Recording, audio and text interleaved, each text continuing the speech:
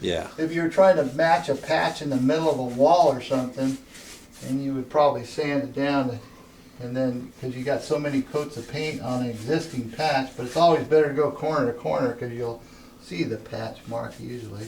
Yeah. But when you're doing a Corner to corner when you're doing your painting. yeah, and Even if it comes out of the same can, right? yeah, exactly, because you know you got sheen, and then you have usually the colors matching process, how old it is, how long the paint's been on, Yeah. sunlight. It all plays into Yeah.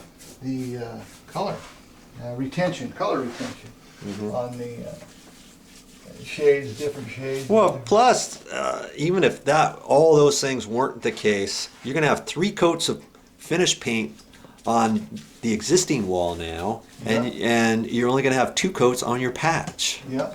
You know, depending how you do your patch. Yeah. And so just that little bit of sheen is going to show. Exactly.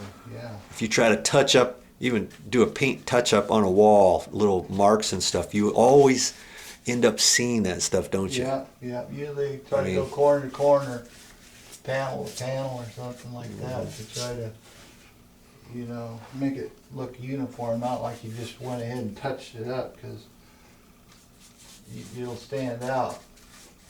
You know, it'll stand out. So.